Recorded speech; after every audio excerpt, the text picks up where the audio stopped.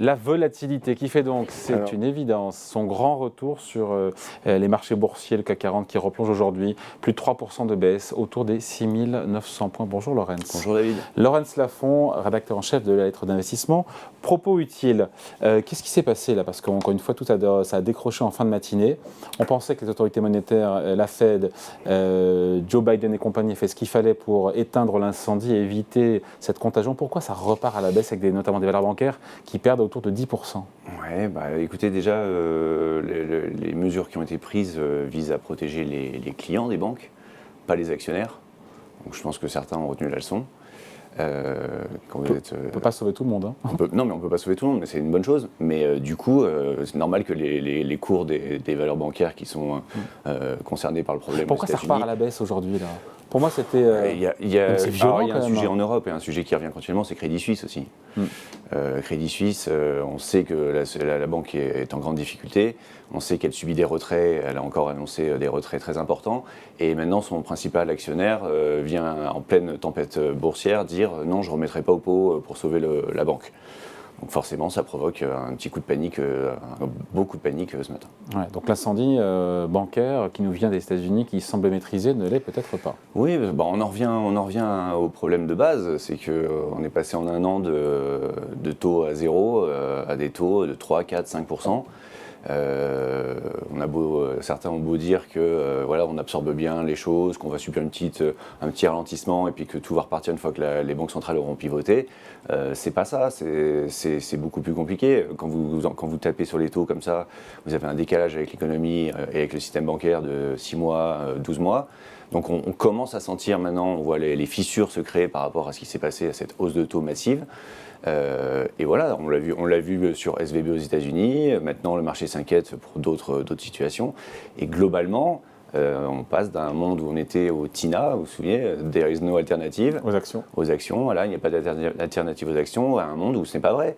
Aujourd'hui, vous allez acheter des emprunts à 3 mois et vous avez 3 ou 4% selon les pays. Ça dure 3 mois. Oui, bien sûr, mais je veux dire, c'est pas grave, vous roulez les positions. Enfin, vous avez des taux attractifs sur de l'argent qui dort, concrètement, que vous n'aviez pas. Pourquoi aller acheter une action de rendement qui fait 2%, 3% quand vous pouvez avoir 3, 4% sans risque?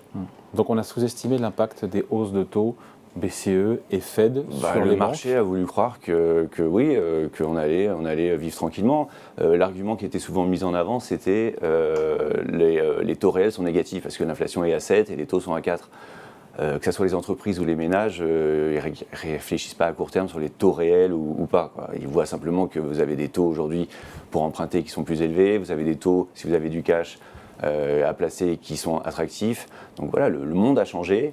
Et le marché est en train de le découvrir sur une espèce de choc bancaire aux États-Unis actuellement, quoi. Qu'est-ce qu'on fait à 6900 points aujourd'hui? On était à 7400 points il y a une semaine. Ouais. Je veux dire, 500 points, c'est comme hyper violent. Je veux dire, qu'est-ce qu'on fait là? Il y a l'adage boursier qui dit qu'on n'attrape pas un couteau qui tombe. Non, moi je pense que... Ou est-ce qu'on se dit justement chic, on fait des emplettes, on est à contre-courant, on est contrariant, et en même temps, Tout dépend de votre horizon d'investissement. Si le but c'est de jouer sur 2-3 séances, on est capable de rebondir de 300 points d'ici quelques jours sur des bonnes nouvelles, une accalmie. Mais la tendance de fond, à mon avis, c'est d'aller plus bas. Parce que quand on regarde des indicateurs, moi j'aime bien suivre plutôt l'économie américaine parce que c'est elle qui donne le ton, que ce soit le marché américain ou l'économie américaine. Quand vous regardez les indicateurs américains, ils ne sont pas si bons que ça, ils se dégradent et ils nous indiquent clairement qu'on va vers une récession aux États-Unis. Donc, on en parle tous les 6 mois, on parle d'une récession aux États-Unis, on la voit jamais. Non, mais, à force de la lancer, vous allez la voir. Hein. Non, c'est pas du tout c'est pas ça l'idée. On n'en parle pas d'une récession. Je vous ferai remarquer que le marché tape sur un ralentissement et une reprise rapide de la croissance des profits au 3e trimestre. Aujourd'hui, il n'est pas du tout dans l'idée d'une récession significative.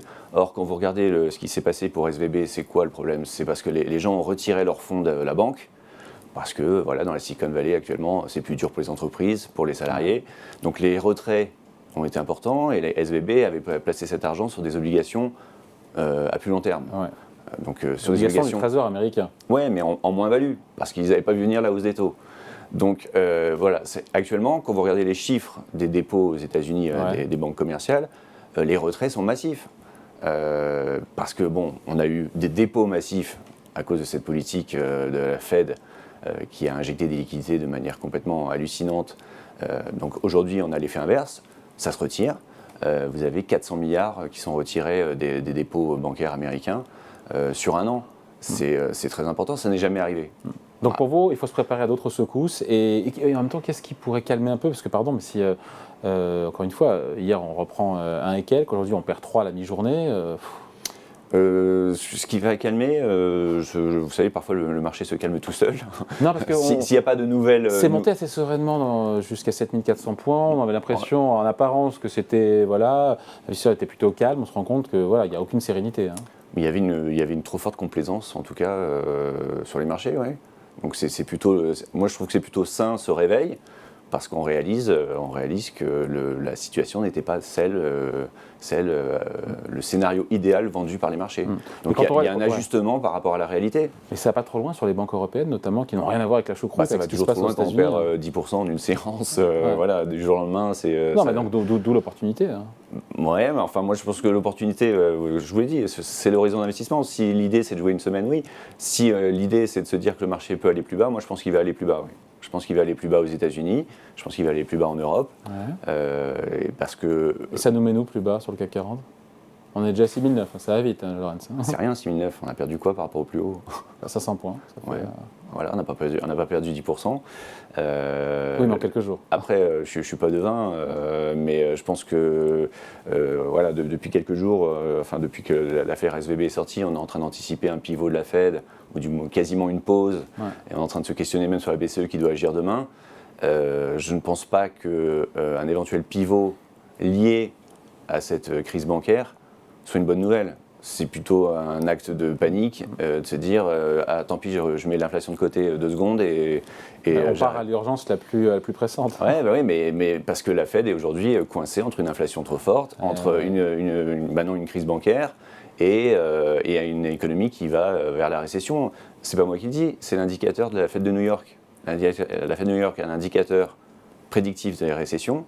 Aujourd'hui, il estime que c'est 54% de chances qu'on ait une récession.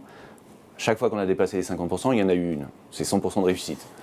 Donc voilà, elle le sait très bien, la Fed, de toute façon, quand on va faire cette récession. Elle ne peut pas le dire elle-même parce que c'est changer la donne et le raisonnement des marchés. Mais on y va tout droit. Et forcément, s'il y a récession, on revient à la base de ce qui compte en bourse, c'est les profits des entreprises. Et vous aurez une baisse des profits et donc un ajustement des valorisations. Eh bien, c'est sympa tout ça. Voilà, merci Laurent, de venir. Venez plus souvent nous voir. Allez. Mais bon, encore une fois, ça créera de nouvelles opportunités aussi. Mais bien sûr. Mais de notre côté, c'est ce qu'on attend, de vraies opportunités, c'est-à-dire des valorisations plus attractives sur des groupes qui n'ont pas à corriger de manière aussi massive. Mais les secousses, en tout cas, la volatilité va perdurer. Les secousses sont là pour durer parce qu'on s'est endormi pendant 6 mois sur des niveaux élevés. Pour la prochaine fois, vous me ferez une petite liste de ces boîtes-là. Oui, ça bien sûr. m'intéresse. Allez, merci beaucoup. Point de vue signé Laurence Lafont, rédacteur en chef de la lettre d'investissement Propos Utile. Merci Laurence. À bientôt David.